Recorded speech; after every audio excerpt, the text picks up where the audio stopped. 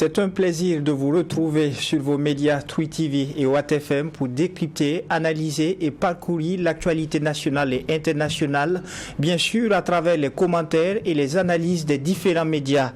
Pour cette tribune, il sera essentiellement question des réformes institutionnelles au Burkina Faso avec la transmission d'un rapport au chef du gouvernement par le président de l'Assemblée législative de transition.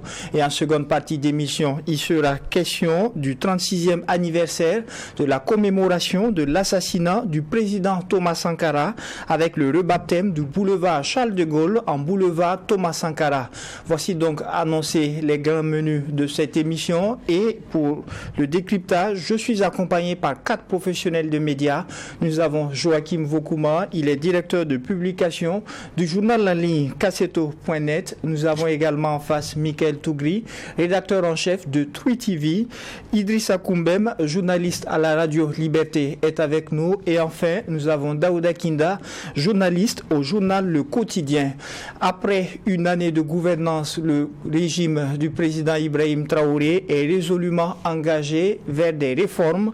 Ainsi, en début de semaine, le docteur Ousmane Bougma, président de l'Assemblée législative de transition, a transmis au Premier ministre un rapport d'échange avec les forces vives des régions sur les réformes politiques, institutionnelles et administratives de la transition.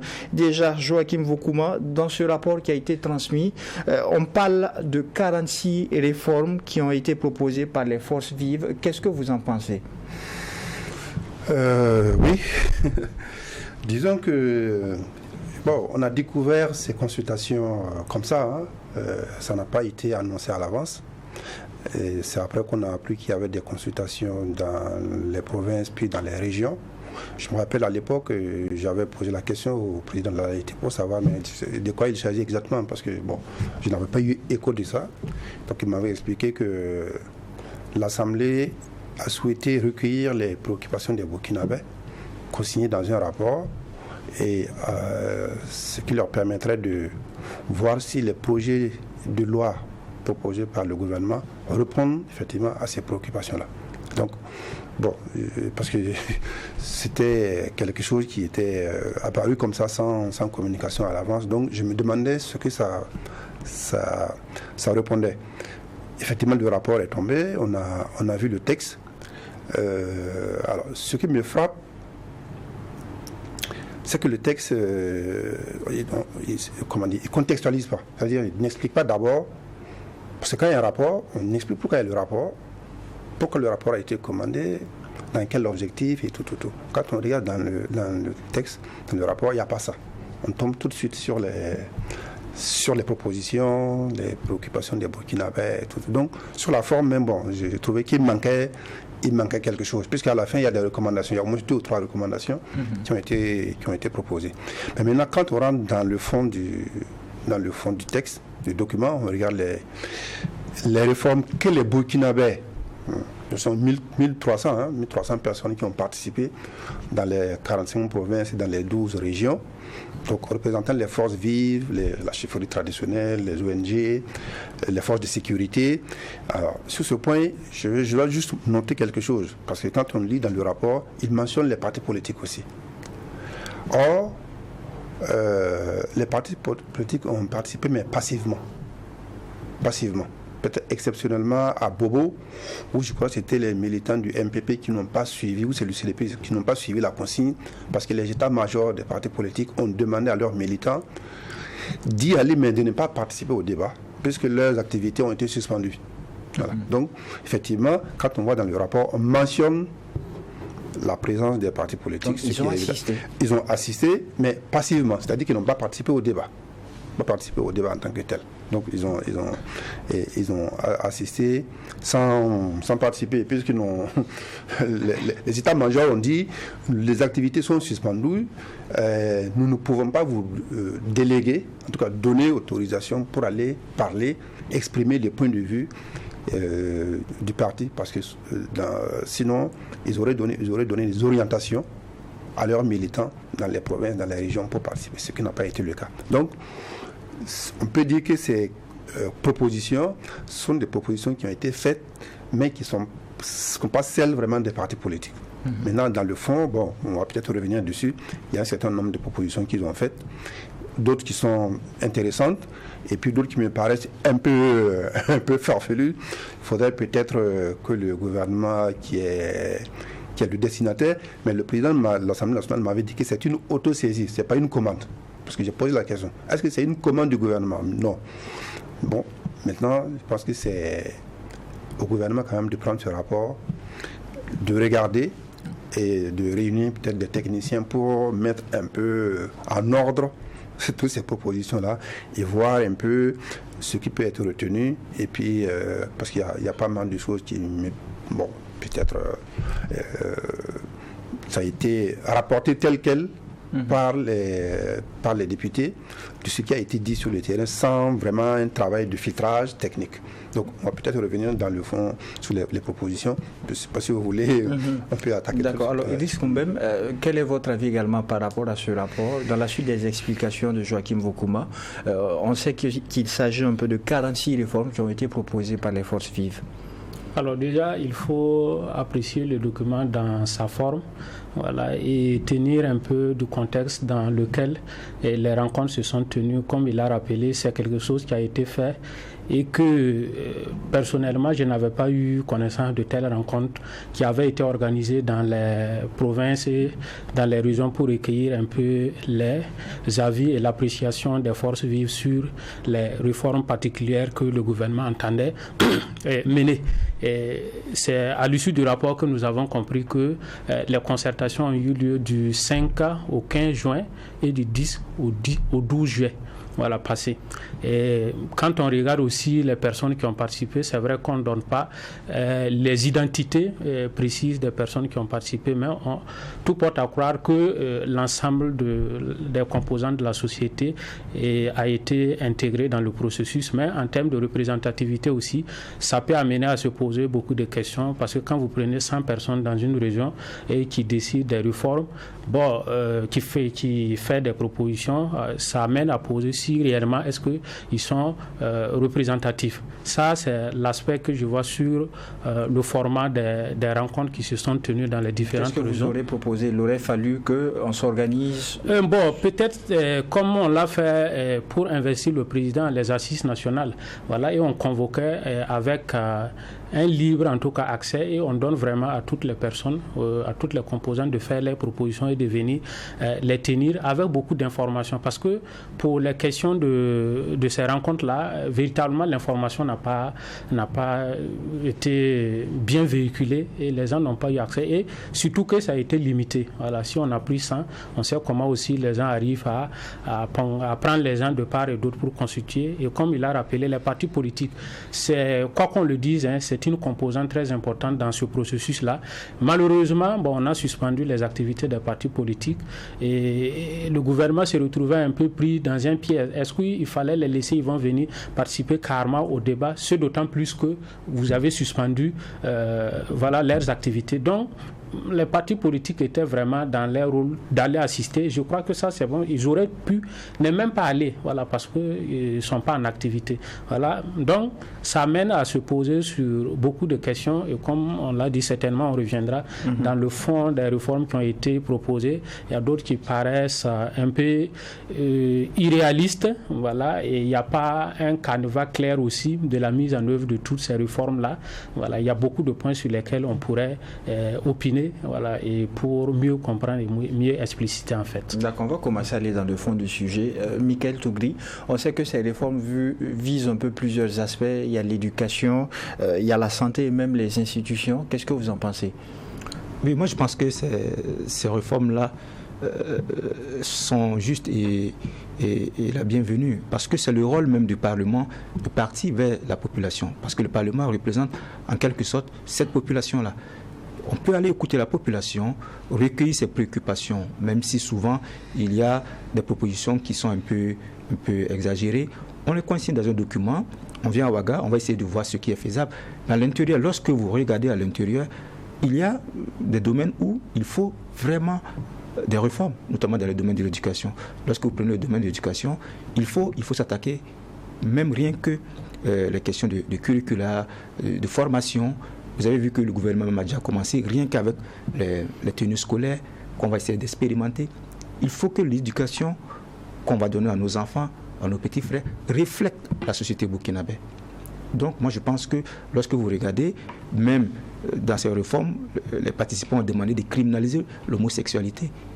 Mais ça c'est quelque chose au Burkina Faso qui est inadmissible. Même si on ne dit pas de criminaliser, il y a des régions, dès qu'on vous dit, on dit que vous êtes de cette tendance, vous savez ce qui va vous arriver. Il n'y a pas longtemps à Bobo Dioulasso, on a vu que les populations sont sorties pour manifester parce qu'il y a cette personne qui pratique cette valeur contraire, qui a porté plainte pour diffamation, mais ils sont allés libérer leurs frères qui étaient entre les mains des gendarmes. Donc c'est de s'asseoir, bien regarder les réformes, pour ne pas que demain, lorsque de nouveaux acteurs vont venir à la tête du pouvoir, qu'on s'asseye à remettre en cause certaines réformes. Parce que le Burkina Faso est coutumier de ce genre de trucs. On prend des réformes, beaucoup de réformes, on l'a vu en 2014 sur la transition, mais après, lorsque le nouveau régime vient, on commence à démonter ces réformes-là un à un, et puis on retourne à la case départ. Il faut que ces réformes qui seront mises en place soient consensuelles. Le doyen l'a dit, il ne faut pas mettre les partis politiques de côté. Vous ne pouvez pas faire des réformes et puis vous mettez les partis politiques de côté. Ils n'ont pas droit à la parole. C'est difficile parce que c'est eux qui vont, à la fin de la transition, mettre toutes ces réformes-là en application. Mais quand on parle de la représentativité de ceux-mêmes qui ont assisté, tout à l'heure, Idrissa Koumbem posait le problème, on parle d'une centaine de personnes en fonction des régions. Est-ce que vous trouvez que c'est assez représentatif et les critères qui ont permis de désigner ces personnes, on n'en sait pas plus? Oui, moi je pense que c'est représentatif. Chacun d'entre nous, lorsqu'on veut rédiger un mémoire, c'est un échantillon qu'on prend. Mais il faut que l'échantillon qu'on prend soit un échantillon de qualité. C'est ce qu'on regarde. Est-ce qu'à l'intérieur, ceux qui sont venus représentent toutes les couches de la société? 100 personnes peuvent représenter valablement 1 million de personnes. Mais est-ce que ces 100 personnes, lorsqu'on regarde, est-ce qu'on retrouve les jeunes? Est-ce qu'on retrouve les femmes? Est-ce qu'on retrouve peut-être les autorités coutumières religieuses? Je parle ici d'un échantillon de qualité. Si l'échantillon est de qualité, je pense que les résultats qui vont sortir des travaux seront des résultats de qualité et acceptés de tous. D'accord. Et de ces réformes, on apprend que déjà 84% des personnes qui ont été sondées sont favorables à une nouvelle constitution pour le Burkina. Nos confrères du quotidien trouvent d'ailleurs que c'est une nécessité pour sauver l'âme en souffrance du pays à travers un édito. Oui, l'âme vue comme la constitution du Burkina qui doit régler notre vie en société. Je voudrais préciser que ces réformes-là ne sont pas l'idée de l'Assemblée législative de la transition. Vous savez que le gouvernement même a envisagé de faire des réformes parce que nous sommes dans une transition et une transition rime en même temps avec tout ce qui est réforme pour mieux réguler notre vivre ensemble. Et Joachim Vokuma a parlé d'autosaisine tout à l'heure. Oui, mais en fait, je voudrais préciser que le gouvernement a ce qu'on appelle le plan de stabilisation pour le plan de stabilisation 2023-2025 qui a été présenté aux députés de la transition le 11 avril 2023. C'était une rencontre de consultation comme ça pour leur présenter ce plan de stabilisation-là. Donc, c'est à la suite de cette rencontre-là que les députés maintenant ont décidé de repartir vers la base. Je pense que c'est plusieurs équipes qui ont été mises en place, de repartir vers la base dans les différentes régions pour consulter certains Burkinabés. C'est la représentativité, comme mes confrères l'ont relevé. On prend un échantillon des jeunes, des femmes, des chefs coutumiers, des partis politiques pour présenter les réformes envisagées par le gouvernement et recueillir eux aussi leurs avis. C'est ce qui a été fait. Et lorsque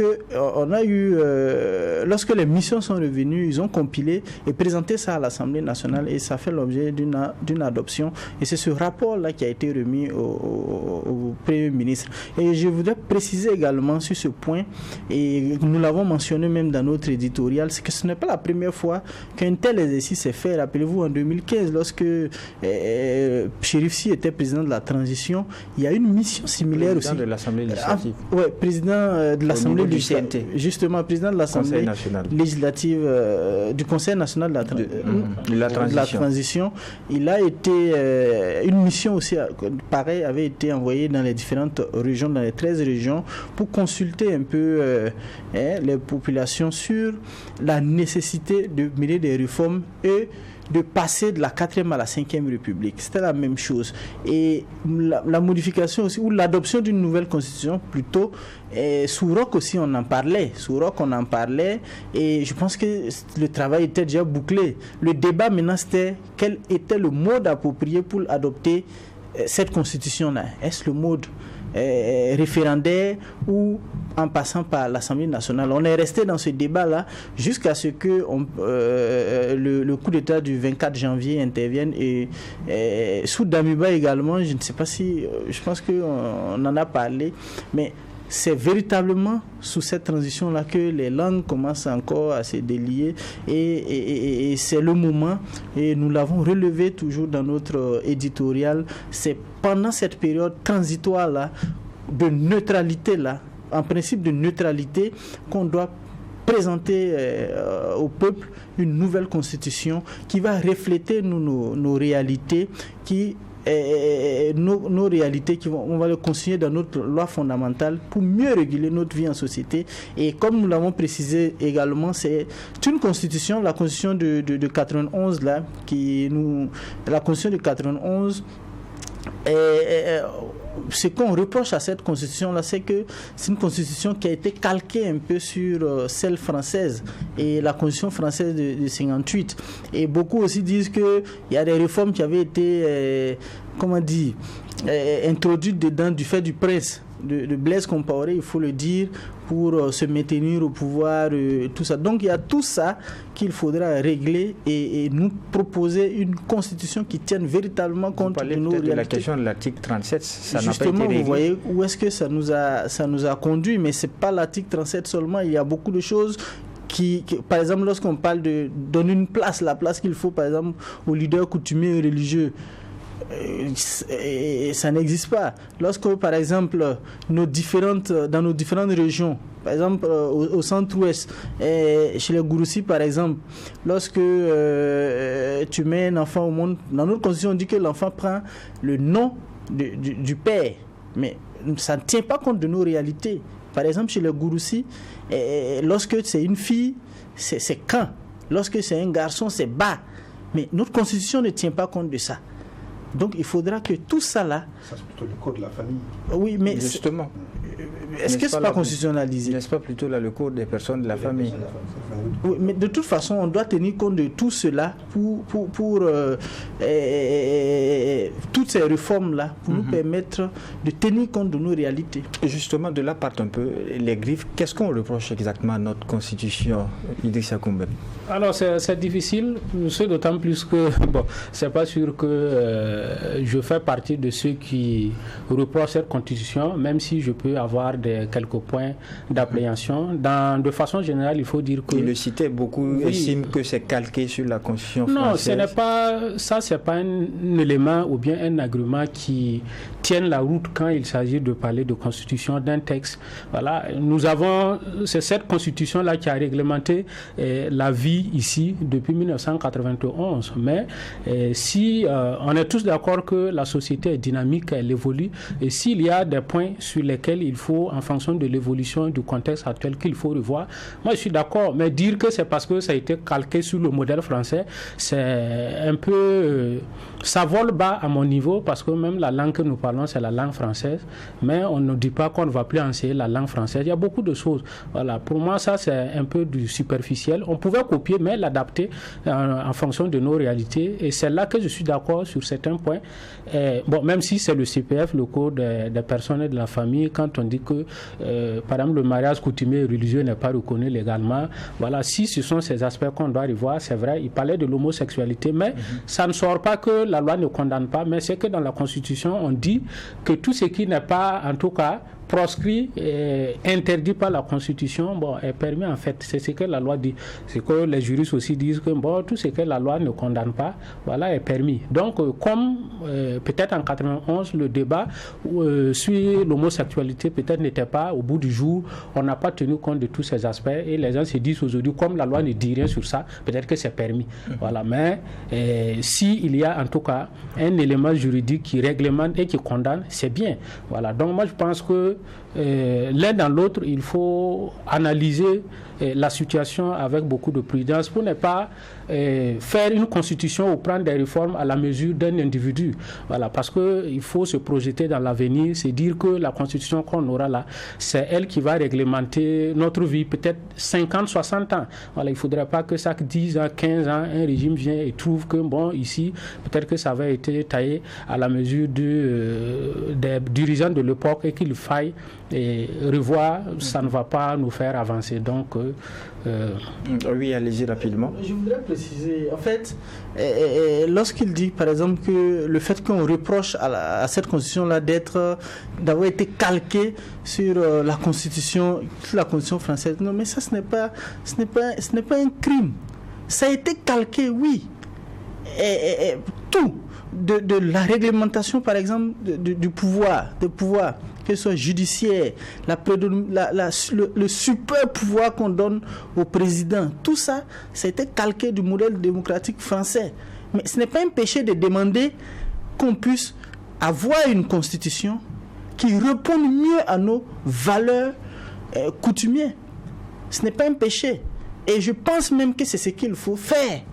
Si vous voyez que depuis 1991, on est là dandiner, on tangue, c'est parce qu'on n'a pas une constitution qui réponde véritablement à nos valeurs. Donc il faudra y aller. Il ne faut pas rester là à penser que non, c'est ce modèle-là qu'il nous faut. Alors la perche est toute tendue, Joachim Vokouma. Pour la nécessité de cette constitution, on trouve qu'elle n'est pas conforme à nos valeurs, on trouve qu'elle est calquée sur une constitution française. Il y a aussi ceux-là qui se posent la question, qui estiment que l'actuelle transition n'est pas assez légitime pour procéder à un certain nombre de réformes. Quel est votre point de vue ? D'accord, je veux juste noter une chose, c'est que, comme il l'a relevé, il faut que toutes les réformes soient faites de façon consensuelle. Parce que si vous mettez une bonne partie de la population dehors, de côté, le risque que toutes les réformes soient détricotées le jour où il y aura des élections et qu'un parti politique arrive au pouvoir est très élevé. Vous faites allusion aux partis politiques ? Oui, évidemment. Ce sont eux qui vont diriger le pays tôt ou tard. La transition va finir un jour, de toute façon. Et si les principaux acteurs ne sont pas associés à ces réformes-là, et on peut craindre qu'une fois arrivés au pouvoir, ils détricotent ce qui a été fait, parce qu'ils ne se sentent pas partie prenante de ce qui a été fait, ce qui est humainement compréhensible. On dit, ça a été fait, nous on n'a pas été associés, on n'était pas d'accord avec.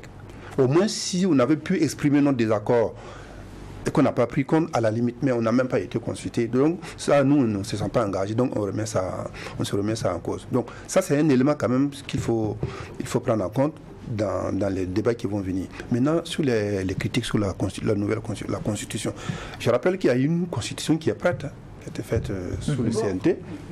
Sauf qu'on ne parle pas de oui, non, mais celle-là, elle est là, elle l'a relevée. À un moment, on se demandait est-ce qu'il faut l'adopter par référendum ou par la voie parlementaire. Et lorsque le ministre de la Justice à l'époque, Bagoro, il était allé participer à un débat à Genève, et au détour d'une phrase comme ça, il a dit que notre constitution sera adoptée dans quelques mois. Donc nous, on avait conclu qu'ils allaient faire l'adoption par référendum, par la voie parlementaire. À l'époque, ça avait fait du bruit. Alidou Ouedraogo allait même demander au président Roch Kaboré de clarifier la position pour savoir si c'est par référendum ou par voie parlementaire.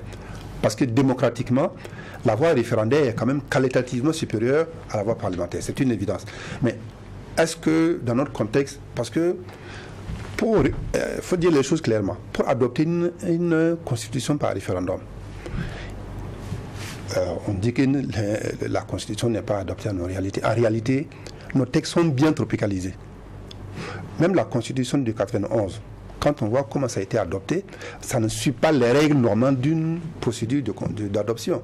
Parce qu'il faut que les exemplaires soient envoyés aux 6 millions de citoyens inscrits sur le fichier électoral 2 semaines à l'avance pour qu'ils puissent quand même prendre connaissance du contenu avant que le référendum ait lieu. Ça n'a pas eu lieu. Et je ne pense pas que si on doit passer par la voie référendaire, ça va encore avoir lieu. Donc, moi, ça ne me gêne pas.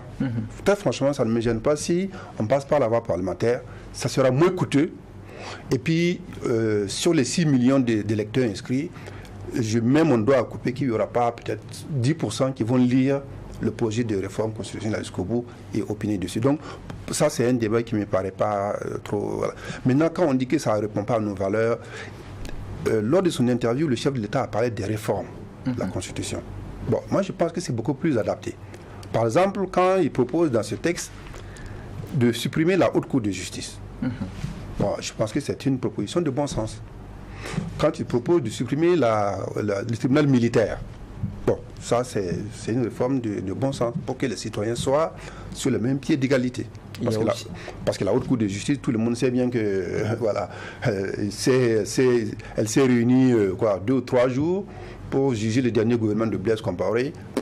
On a soulevé des exceptions d'irrecevabilité, on a arrêté pour refermer, et jusqu'à présent, ça ne fonctionne pas. Donc, il vaut mieux l'enlever. Et d'ailleurs, ça n'a même plus d'intérêt, puisqu'il y a l'ancien ministre Dabilgou qui a été jugé et condamné par un tribunal de droit commun. Donc, mais est-ce que c'était sur la base du fait qu'il soit ancien ministre? Écoutez, il y a eu le débat, mais est-ce que ce qu'on a reproché à Dabilgou, il aurait pu le faire s'il n'était pas ministre? À mon avis, non. C'est parce qu'il était ministre qu'il a bien pu commettre ces infractions-là, qui lui ont valu ces condamnations. Donc, c'était en tant que ministre, effectivement, qu'il a été jugé, et non pas en tant que le citoyen président du parti. Voilà. Donc ça, à mon avis, il y a même une brèche qui a été faite. Et bon, ce débat sur la Haute Cour de justice n'a même plus... Il y a aussi ces deux aspects. Vous pouvez réagir là-dessus également, la suppression du CES et également de la CENI. Voilà. Alors, sur la CENI, je pense que... bon... Comme apparemment, c'est des propositions qui ont été récoltées comme ça, qui n'ont pas été filtrées et qui ont été restituées telles quelles, il faut rappeler quand même le contexte dans lequel la CENI a été créée. Avant, c'était le ministère de l'administration territoriale qui organisait les élections. C'est ce qu'il propose, de supprimer la CENI pour revenir au MATDS. Mais, sauf que le ministère était frappé de suspicion par l'opposition qui ne lui faisait pas confiance. Donc, il y a tout un débat qui a quand même amené à la création de la CENI avec sa composition, société civile, parti d'opposition, majorité société civile, avec la présidence qui est toujours dévolue à la société civile.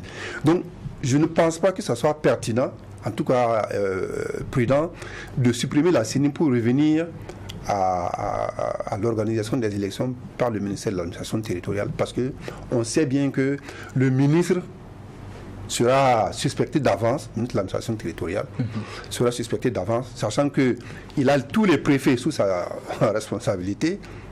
Donc, et le rôle que se jouent ces gens-là dans l'organisation pratique des élections, à mon avis, il faut garder la CENI telle qu'elle, voir peut-être son format, son organisation, comment on peut l'améliorer, mais revenir, confier l'organisation des élections au ministère de l'administration territoriale. C'est ouvrir un débat qui va encore nous ramener en arrière. Ils ont proposé aussi, bon, pour le Conseil économique et social, bon, c'est un débat qui est là depuis longtemps, mais c'est que les gens ne lisent pas les rapports du Conseil économique et social. Vous voyez, ils ont tenu un débat récemment à Bobo sur la laïcité.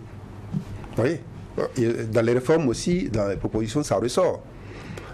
C'est l'article 31, je crois, qui dit que le Burkina est un État démocratique, unitaire et laïque. Démocratique, on sait ce que ça veut dire.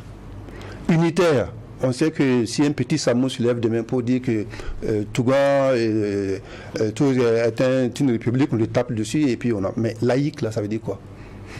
On n'a pas défini ce que c'est que la laïcité à Burkinabé.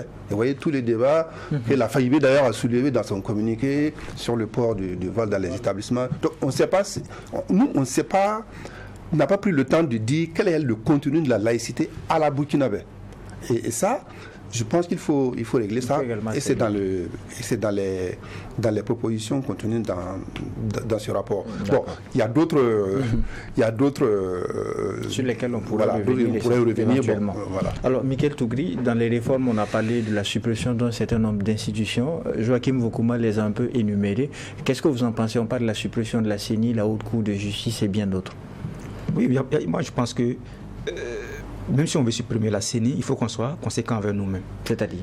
Ça veut dire que si on veut donner l'organisation des élections au MATD, ça sera difficile. Parce qu'il y a certains pays, lorsque vous partez au Ghana, là-bas on parle d'une administration électorale dont le président de la commission a pratiquement le même rang que le chef d'État. Et il est inamovible. Est-ce que vous comprenez ce que je dis? Quand il est là, il est là. C'est que le président ne peut même pas l'influencer. Et là-bas, ils ont mis une administration qui organise les élections. Peut-être couplé avec peut-être le MATD. Mais aujourd'hui, vous dites au MATD d'organiser les élections. Mais puisqu'on a eu une époque où le MATD a organisé les élections. Mais ça, ce n'est pas des élections. Aujourd'hui, il faut aller vers une administration électorale où vous allez avoir des travailleurs dont leur travail, c'est d'organiser des élections. C'est bien fait. Ils sont là-bas, ils ne bougent pas. C'est tellement bien fait que, de telle sorte que dès qu'on dit on a besoin d'organiser une élection dans une semaine, il n'y a pas de souci. Parce qu'ils sont prêts. Tout est là. Avec le budget qu'il va avec.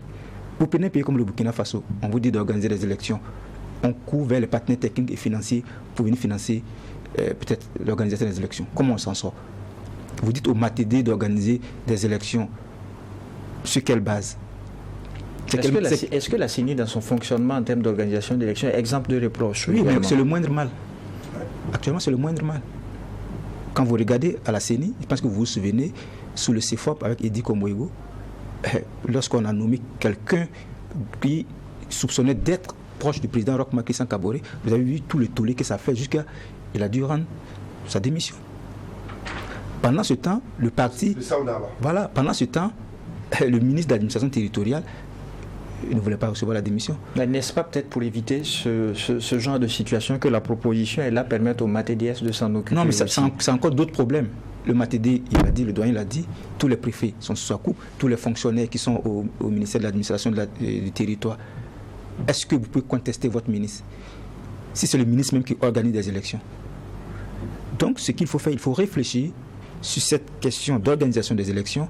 Soit on s'achemine vers une administration électorale, vous supprimez la CENI, vous prenez des professionnels des questions d'élection. Aujourd'hui, au Burkina Faso, on vous dit qu'on organise des élections peut-être dans un mois. C'est pas possible.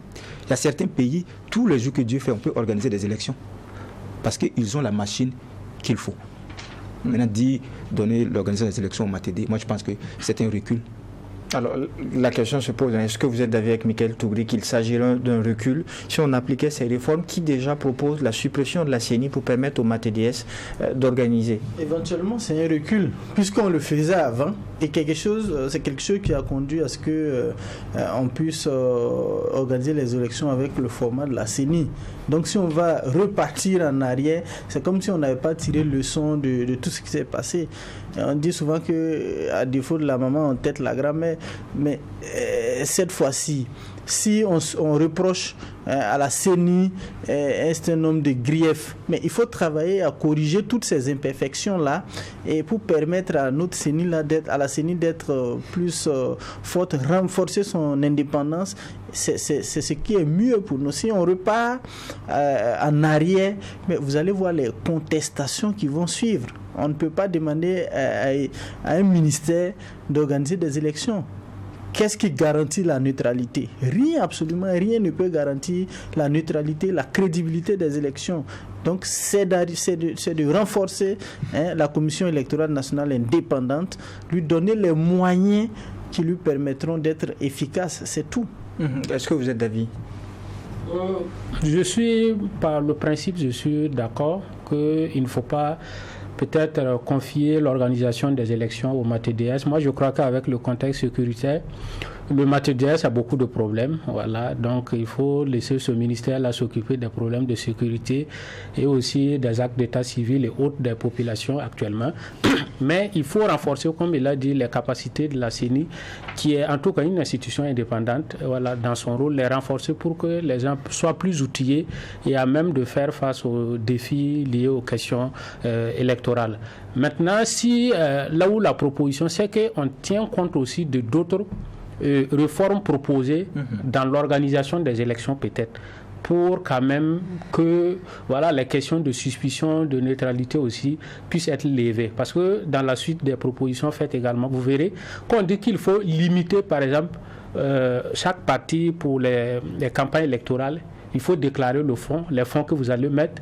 On va faire un audit à l'issue des élections. Peut-être que c'est à l'issue de toutes ces propositions-là qu'ils se sont dit s'il y a des garde-fous ou bien des, voilà, pour permettre à ce que les élections soient plus transparentes, voilà, on peut supprimer la CENI et confier peut-être à l'organisation de MATEDS. Mais ça, c'est des appréhensions, ce que je pense, parce que dans les propositions faites, on ne dit pas clairement qu'est-ce qu'on reproche à la CENI pour dire de confier l'organisation des élections au MATEDS, en fait. Donc, comme on n'a pas ces éléments, peut-être que ceux qui ont fait la proposition sont partis du fait qu'il y a en tout cas de nouvelles réformes concernant même l'organisation des élections qui peut faire en sorte que même si c'est le MATEDS qui organise les élections, qu'on puisse avoir en tout cas des résultats en tout cas crédibles et acceptés de tous. Réaction Joachim Voukouma. Oui, alors il a noté quelque chose qui me paraît aussi important qui a été souligné.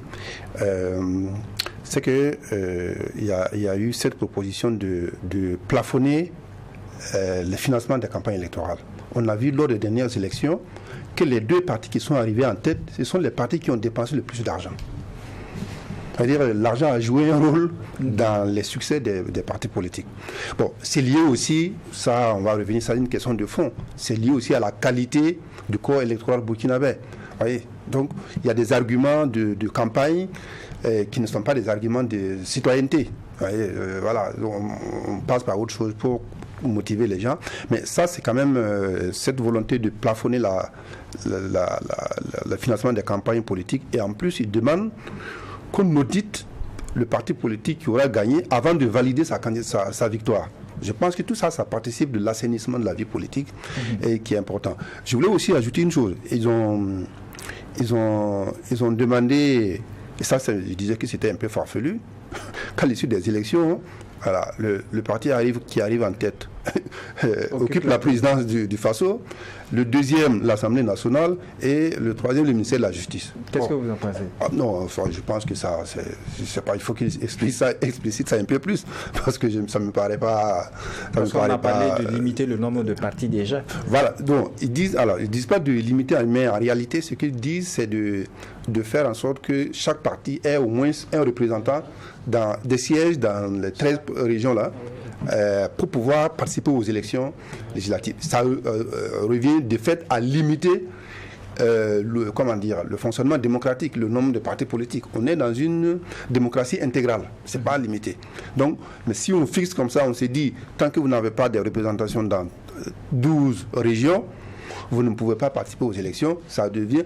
Moi, je peux choisir, je peux avoir 2 ou 3 fiefs dans le pays, et je mets le paquet sur ces 3 fiefs. Et je sais que en mettant le paquet sur ces 3 chefs-là, j'aurai au moins 3 ou 4 députés. Et ça me suffit. Je n'ai pas besoin de faire la campagne sur tout le pays. Or, si on applique cette mesure-là, ça revient à les empêcher de compétir. Ils ont demandé aussi alors ce qui est intéressant, l'élection du maire au suffrage universel direct. Je pense que ça, c'était déjà dans les tuyaux. Et aussi de relever le niveau des candidatures pour qu'il y ait au moins le BEPC. Voilà, le BPC pour pouvoir participer, disent-ils, pour améliorer la qualité du débat, y compris à l'Assemblée nationale, au niveau parlementaire. Ça veut dire quand même que ceux qui tapent sur les élites là, tous les jours, là, il faut qu'ils écoutent quand même ce que disent la base, parce qu'eux aussi pensent quand même qu'un débat à un certain niveau nécessite une certaine connaissance pour améliorer le débat et participer au développement du pays. C'est bien de demander ce niveau, mais même au niveau des réformes, dans les réformes, on demande pratiquement ce qu'on a combattu sous Blaise Compaoré, le Sénat où on doit transformer le Conseil économique et social comme une deuxième chambre. Voilà, vous voyez que c'est assez... ce qu'on a combattu dans le passé qu'on fait comme proposition. Mais il y a juste une chose. Allez-y. Quand ils disent au bout de 10 ans de faire une pause... c'est la question où j'en venais. Faire une pause pour... À 10 ans de vie démocratique, voilà. Il faut une pause à travers une transition pour évaluer le processus démocratique. Qu'est-ce que vous pensez de cette proposition? Non, je pense que c'est... Bon, je sais pas... Comment rejeter la proposition que l'Assemblée a conseillée? Franchement, je pense que ce n'est pas une proposition qu'il faut conserver. Mais c'est tout de même dans le rapport. Oui, c'est dans le rapport. Parce qu'il y a un député de l'AET qui a participé à un débat. Il a dit qu'ils ont restitué tel quel les propositions des gens. Donc, c'est pas surprenant qu'il y ait ce type de proposition, mais bon, qu'il faut prendre comme ça, comme une contribution volontaire de nos compatriotes. Mais à mon avis, je ne pense pas que ce soit une proposition qu'il faut prendre en compte. Parce que réaction tout de même par rapport ça n'a pas de sens. Réaction tout de même par rapport à cette proposition d'Aouda Kinda. Non, en fait, moi je voudrais surtout réagir sur deux choses. Il avait parlé d'une proposition, le partage du pouvoir. En fait, le partage du gâteau entre... pas du gâteau, enfin, le premier qui arrive après l'élection présidentielle occupe la présidence du Faso. Oui, en fait, deuxième, l'Assemblée, la présidence de l'Assemblée. Ça comme ça. Le premier occupe le pouvoir exécutif, le deuxième occupe le pouvoir législatif et le troisième le pouvoir judiciaire. C'est comme ça. En fait, dans leur tête, c'est comme ça. Ils voient ça comme ça. Est-ce que c'est pas d'office un équilibre politique qui a le pouvoir judiciaire? En fait, bon, et la deuxième chose, c'est le fait qu'on demande à ce que les auteurs des coups d'État, qu'il n'y ait pas d'amnistie. Mais même actuellement, est-ce que notre constitution là même prévoit coup d'État? Ça ne prévoit pas de coup d'État. Mais vous allez voir, à la fin, on va trouver une parade pour permettre à ce que tous ceux qui sont venus par coup d'État, là, on négocie des garanties pour eux. Lorsque on a renversé le président d'Amiba, mais il a exigé des garanties. Avant de signer son accord à 7 points, il a exigé que ceux qui ont participé au coup d'État avec lui, ils ne soient pas poursuivis pour leurs actions. Et c'est la même chose. On va inscrire ça encore dedans, mais vous allez voir, celui qui a la force, il vient encore, il fait son coup d'État, et puis on va trouver des voies et moyens de les amnistier. Moi, je vais demander réaction à les doyens. Lorsqu'on demande de partager le pouvoir présidentiel, exécutif, parlementaire et judiciaire, dans quel type de régime sommes-nous? Nous sommes dans un régime de type présidentialiste. Okay. Voilà, parce que vous avez le président qui nomme le premier ministre et qui le démet. Voilà. Donc, en fait, c'est comme il a dit au départ, c'est un peu calqué quand même sur le modèle français où le président, si vous voulez, là-bas il l'appelle le monarque républicain. Non, je parle des réformes consignées dans le rapport de l'ALT où on a dit celui qui vient en première position. Il a la présidence, celui qui vient en deuxième position. Il a la primature. Non, à l'Assemblée libérale. Voilà. Oui, mais les trois pouvoirs ne sont pas les mêmes. Oui. Ils sont séparés. C'est-à-dire la présidence, l'Assemblée nationale parce qu'on n'a pas encore eu une cohabitation ici que les gens ne voient pas la différence. Parce que tu peux avoir un président qui n'a pas la majorité à l'Assemblée nationale. Ça peut arriver. Voilà, ça peut arriver. Et on ne peut pas partager. Ce qu'il propose, c'est qu'il y ait déjà une cohabitation. Et dans l'état actuel de notre démocratie et de nos acteurs politiques, là, je ne suis pas sûr qu'on soit suffisamment mûr entre griffes pour expérimenter une cohabitation sans qu'il y ait une crise politique institutionnelle. Et on va aller très rapidement vers le dernier sujet retenu pour cette tribune des éditos. En marge de la commémoration du 36e anniversaire de l'assassinat du président du Conseil national pour la Révolution, eh bien, le gouvernement a décidé en Conseil des ministres de procéder au rebaptême de l'avenue du boulevard Charles de Gaulle en désormais, pour compter de dimanche, en boulevard Thomas Sankara. Quel est votre avis sur la question, Idriss Koumbem? Alors, je crois que le fait de rebaptiser le boulevard Charles de Gaulle en boulevard Thomas Sankara rentre en tout cas dans d'autres activités que le gouvernement avait pris, notamment d'élever en tout cas Thomas Sankara au rang de héros national. Donc ça participe également à la commémoration du 36e anniversaire de l'assassinat du leader de la Révolution d'août 83. Si on regarde pour la mémoire, on peut dire que c'est bien parce que rebaptiser les rues, et les monuments et autres au nom d'un individu, ça permet quand même à la mémoire collective de pouvoir retenir cette personne. Sauf que pour le cas de Thomas Sankara, on n'avait pas besoin d'un boulevard parce que l'homme même de par ses actions a arrivé à s'éterniser et aujourd'hui on parle de Thomas Sankara partout dans le monde. Donc c'est peut-être un événement, à mon sens, qui ne devrait pas prendre autant d'ampleur parce que rebaptiser une rue Thomas Sankara, en réalité dans le fond aussi... Il s'agit d'un boulevard. Voilà, d'un boulevard en Thomas Sankara. Dans le fond, qu'est-ce que ça va changer? Voilà, s'il y avait particulièrement des difficultés sur le boulevard, qu'est-ce que ça va changer le nom? Vous avez tout à l'heure parlé du statut de héros de la nation qui a été pris. Est-ce que ce n'est pas une suite? Parce que ça ferait partie des implications de ce statut-là. Pour moi, ça ne peut pas, c'est pas ça a différencié, ça n'a pas. Je crois que il y a beaucoup de personnes qui ont été élevées au rang de héros nationaux, mais qui n'ont pas de rue à leur nom ou de trucs. Il y en a beaucoup, on peut en citer. Même lors de l'insurrection populaire, tous ceux qui sont tombés, on les a élevés et même rang de martyrs. Eux, c'était au rang de martyrs, pas de héros de la nation. Maintenant même, je crois qu'au niveau de la transition de 2014. Voilà, moi je connais peut-être je crois que les militants de l'ODJ qu'on a tués au Yaga en septembre, je crois qu'ils avaient été élevés au rang de héros nationaux. C'était pas de martyrs? Non, c'est héros nationaux. Joachim Vokuma? Je reste sur la question. Maintenant, de façon générale, je termine pour dire que ce n'est pas parce qu'on attribue la rue à Thomas Sankara que ça va changer. Sinon, beaucoup de choses dans l'état de l'infrastructure ou bien du monument.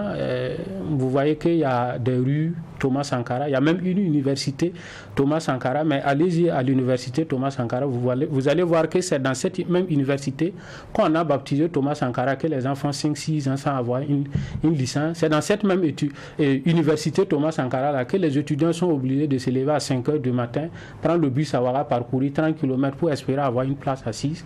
Et c'est dans toujours cette même université Thomas Sankara là que les gens n'arrivent pas à avoir le soin ou bien la nourriture, le minimum pour se restaurer. Il est question du boulevard. Donc c'est pour dire que même que ça reste Charles de Gaulle, ou bien Thomas Sankara, dans le fond ça ne change pas quelque chose. Est-ce que c'est être conséquent avec soi-même quand on regarde l'amorce diplomatique, le choix des autorités pour ça je actuelles? suis d'accord, parce que il y a beaucoup de rues qu'on pouvait rebaptiser à Ouagadougou, mais pourquoi on a choisi Charles de Gaulle?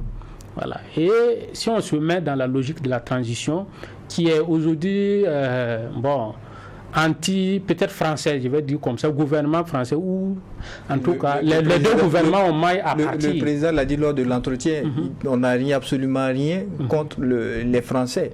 C'est la politique française. Voilà, la politique française, que malheureusement, il y avait eu en tout cas des vestiges coloniales de la France qui sont restés, donc notamment le boulevard. Donc, s'inscrivant dans cette logique de prendre la souveraineté, de prendre l'indépendance vis-à-vis de ce pays-là, c'est bon que les monuments, les infrastructures qui portaient le nom du colon ou bien des colons, qu'on les efface pour les réattribuer à des personnes au niveau national. Donc, analysé sous cet angle-là, je comprends parfaitement la logique et la démarche des autorités actuelles. Nous sommes presque au thème de l'émission. Daouda Kinda semble ne pas être de votre avis. Non, pas ça. En fait, moi je pense que ce n'est que justice rendue pour Thomas Sankara, dont on a commencé à réhabiliter la mémoire depuis l'insurrection populaire de 2014.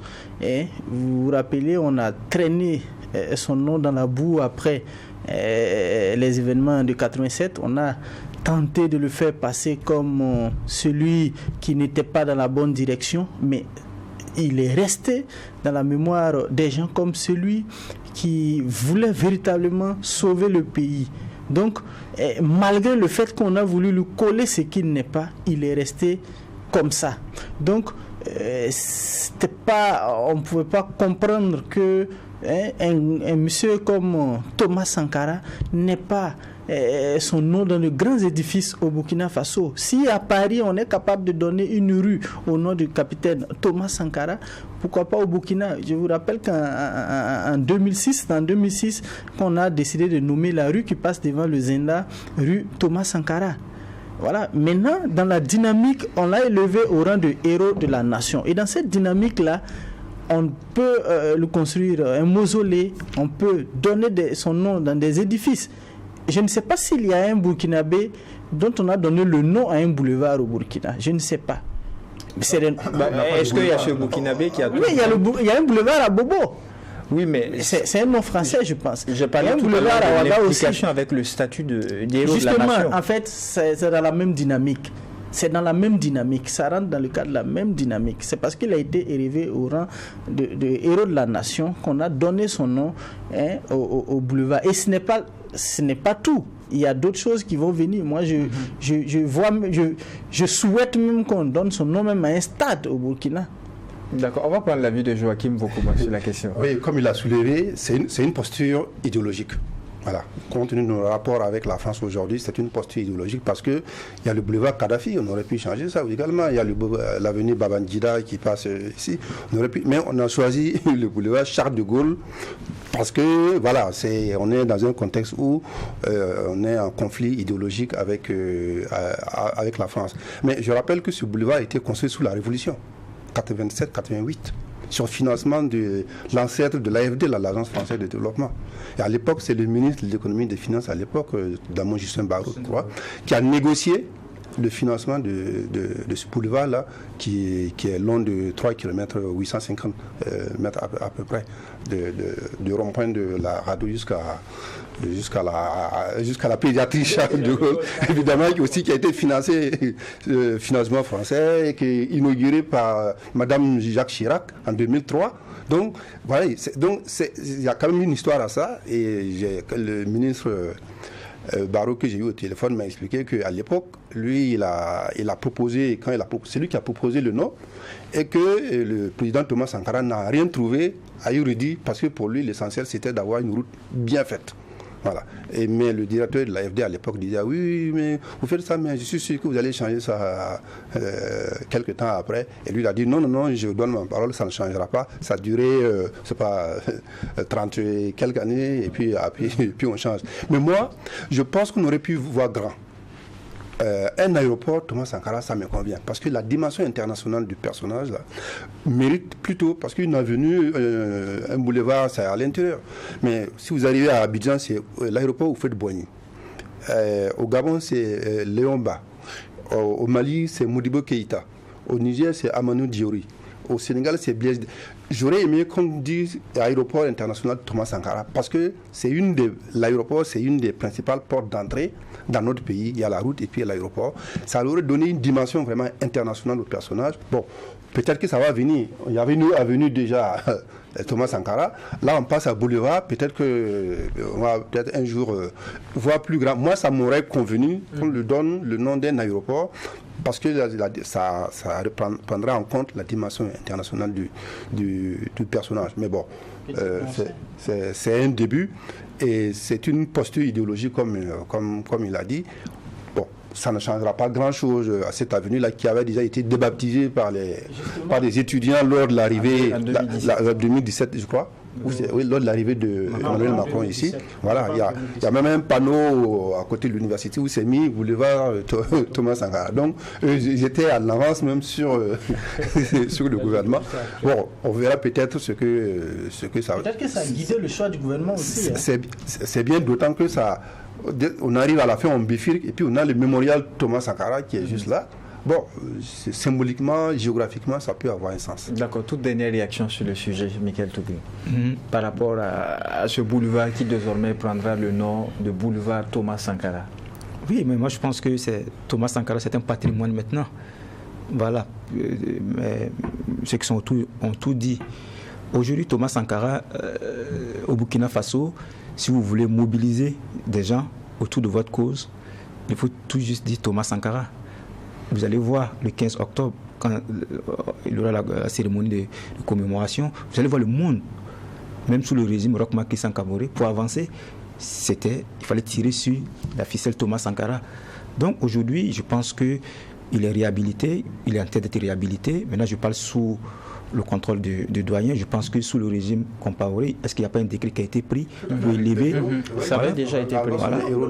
Oui, mais en 2000, on devait faire ça, mais ça n'a jamais été pris. Hein. Le décret n'a jamais été pris. Ça n'a jamais été pris. La loi existe, mais c'est le décret qui n'a jamais été pris. En 2000, ça n'a jamais été pris. Voilà. Donc pourtant, tout était prêt, calibré, mais ça n'a jamais passé. Voilà. Donc je pense qu'aujourd'hui, il y a l'avenue Thomas Sankara. J'invite le gouvernement à aller voir l'avenue Thomas Sankara. C'était une avenue qui n'honore pas le président. Il y a beaucoup de nids de poules qui passent devant les Zenda, barrés au niveau du camp Paspanga et qui continuent vers l'hôpital. Il faut faire quelque chose pour l'avenue. Je pense que même le monument de Ouaga 2000, c'est un monument aux héros, c'est ça, nationaux. C'est pour les Thomas Sankara. Le monument, il est construit, il n'a jamais été inauguré jusqu'à aujourd'hui. Il faut aller voir à quoi ressemble le monument. Donc, ça veut dire que c'est vrai que c'est un pas qui est déjà fait. On a élevé Thomas Sankara au rang de héros. Je pense qu'il doit se retrouver au niveau du monument aux héros. Donc, il faut aller faire quelque chose pour le monument aux héros pour permettre à ce que Thomas Sankara puisse avoir cette dimension, cette grande dimension de l'homme. Et puis c'est ainsi. Et c'est tout pour ce numéro de la Tribune des éditos, une émission qui donne uniquement la parole aux professionnels des médias. Merci à vous qui l'avez suivi. Merci aux équipes techniques de réalisation. Et on se retrouve, Dieu voulant, le week-end prochain pour un autre numéro. Mais d'ici là, portez-vous bien.